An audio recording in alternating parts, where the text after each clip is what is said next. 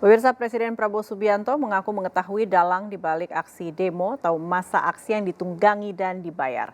Presiden menyebut demonstran menerima uang sebesar Rp200.000 dan tidak mengetahui isu yang disuarakan. Terkait hal ini, Badan Eksekutif Mahasiswa Universitas Indonesia meminta Presiden membuktikan dan membuka secara transparan siapa sosok yang dimaksud. Untuk itu kami akan membahasnya bersama Ketua BEM FIB UI Muhammad Lintang Karisma Azim. Mas Lintang, terima kasih telah bergabung bersama Jawa Post TV. Terima kasih juga Mbak sudah mengundang Badan Eksekutif Mahasiswa Universitas Indonesia. Langsung saja, bagaimana teman-teman dari BEM UI, termasuk di dalamnya FIB UI, menanggapi pernyataan Presiden yang menilai sebagian aksi demonstrasi yang dilakukan oleh mahasiswa ini adalah bayaran dan telah disusupi? Oke, baik, terima kasih Mbak. Pastinya kembali kita tentu menghormati Bapak Presiden Prabowo Subianto. Namun pernyataan tersebut bagi kami sangat disayangkan.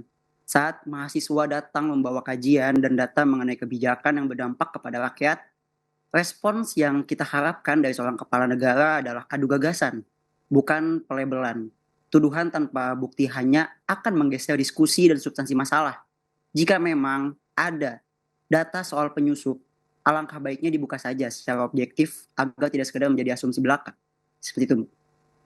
Bagaimana soliditas teman-teman mahasiswa setelah adanya informasi bahwa sebagian demonstran mahasiswa ini menerima atau mengaku menerima bayaran? Pastinya soliditas dari kami tetap kembali kepada stand yang sama, Mbak.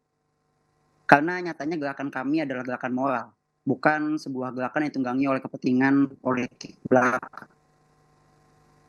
Di titik ini haruskah Presiden membuktikan dan membuka secara transparan siapa sosok yang diduga mendanai demo tersebut? Ini Mbak, bagi kami sangat perlu untuk dibuka. Karena nyatanya keterbukaan itu adalah nafas demokrasi yang sehat di Indonesia ini. Jika datanya memang ada, mari silahkan dibuka secara transparan. Namun kembali lagi transparansi ini jangan bersikap sebagai standar ganda. Publik juga berhak tahu aliran dana ini dari aksi-aksi massa yang pro pemerintah atau pihak-pihak yang difasilitasi beraudiensi dengan pejabat lalu menerima insentif. Transparansi dan keadilan tidak boleh hanya berlaku bagi mereka yang mengkritik, tetapi tumpul kepada mereka yang memuji, gitu Mbak. Dari aksi yang turun ke jalan di Sudirman ini kan tercatat di catatan redaksi kami ada 5 tuntutan, begitulah ya. Apakah sudah ada respon atau audiensi lanjutan? Sampai saat ini kami masih belum mendapatkan respons ya Mbak, karena nyatanya di poin nomor 5 kami yang paling mudah, yaitu adalah untuk Bapak Presiden Prabowo Subianto untuk berhenti mengelak dan akuilah kesalahan dari bobroknya pemerintah dalam mengelola kebijakan-kebijakan. Sampai saat ini justru pemerintah masih defensif dan juga masih bersikap untuk melakukan penangkalan terhadap tuntutan kami dan juga kepada nasib rakyat saat ini. Kita lihat bagaimana efektivitas nih dengan demonstrasi turun ke jalan yang dianggap saat ini kurang efektif, begitu ya. Dan bagaimana BEM UI sekarang melihat aksi turun ke jalan sebagai instrumen utama nih, menyuarakan dan menuntut adanya perubahan. Apakah masih akan jadi jalan yang ditempuh atau ini juga bisa beriringan dengan digital activism? Oke, baik Mbak. Sampai saat ini bagi kami turun ke jalan itu adalah sebuah etalase terakhir. Karena nyatanya saat ini ruang dialektika formal itu sudah tidak berlaku lagi keadilannya. Karena nyatanya hari ini legislatif yang seharusnya mendengarkan aspirasi masyarakat dan rakyat yang lainnya, termasuk mahasiswa, legislatif hari ini hanya menjadi lokal administratif untuk eksekutif dan tidak betul-betul berfungsi sebagai pengawas bagi eksekutif.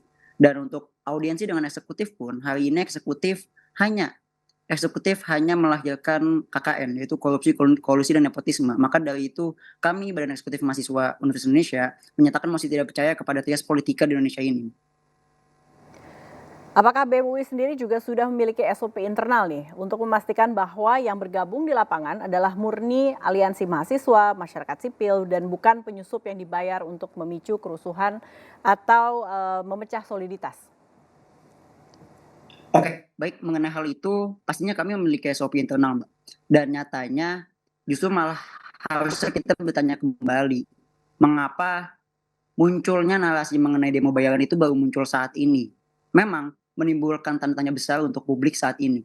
Karena nyatanya di saat kritik substansial dari mahasiswa yang makin menguat dan juga dari rakyat saat ini kritiknya juga makin menguat, yang diproduksi justru narasi untuk mendiskreditkan pembawa pesannya. Di sini biarlah publik dan rakyat yang menilai secara objektif. Sejauh ini tuduhan bahwa gerakan mahasiswa dibiayai pihak asing atau koruptor sama sekali tidak terbukti. Namun ironisnya di depan mata kita justru dipertontonkan aksi-aksi pro pemerintah yang difasilitasi dengan sangat nyata. Mulai dari pembagian logistik seperti wajan hingga indikasi aliran dana bernilai ratusan juta rupiah. Jika di sini situasi sudah sangat jelas, di mana suara organik dituduh macam-macam, sementara masa tandingan dibiayai secara terstruktur dan melibatkan mobilisasi aparat pendidikan, maka pertanyaan reflektifnya saat ini adalah untuk para elit kita, sebenarnya siapa yang sedang memecah belah bangsa ini? Seperti itu, Mbak.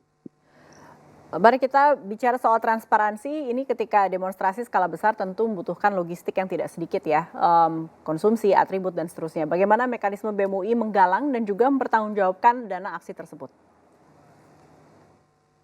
Oke, untuk hal itu mengenai transparansi logistik sudah dilakukan dan juga sudah ada transparansinya di kanal Badan Eksekutif Mahasiswa Universitas Indonesia dan juga di Badan Eksekutif Mahasiswa Fakultas UI. Kita melakukan penggalangan logistik melalui patungan dari organik masyarakat.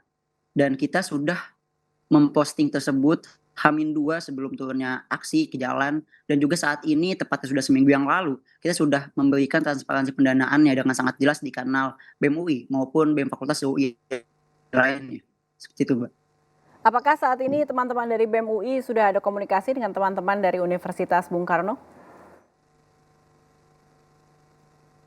Untuk saat ini belum ada, Mbak. Untuk saat ini belum ada komunikasi dengan Universitas Bung Karno, tetapi itu dari BEM UI belum ada komunikasi dengan Universitas Bung Karno. Tetapi saya belum menanyakan lebih lanjut kepada konsolidasi nasional di BEM UI-nya langsung. Namun pastinya mengenai di UBK ini sangat ironis sekali, dan juga tetapi di saat ini juga saya juga menyatakan sebuah hal yang sangat patut diapresiasi untuk mahasiswa Universitas Bung Karno karena sudah menjaga integritas sebuah pemimpin. Seperti itu. Baik, ketika 5 tuntutan ini belum ada tanggapan, apa rencana lanjutan dari teman-teman mahasiswa, tidak hanya BEM UI tapi juga teman-teman mahasiswa nasional atau satu Indonesia? Untuk saat ini, apa yang akan kita lanjutkan? Tentu pastinya kembali lagi karena turun ke jalan ini adalah sebuah etalase terakhir, Mbak. Kemarin teman-teman dari Trisakti sudah menyatakan tuntutan Tripura, dan sampai saat ini kita sedang merunutkan seluruh tuntutan yang dibawakan oleh mahasiswa Indonesia.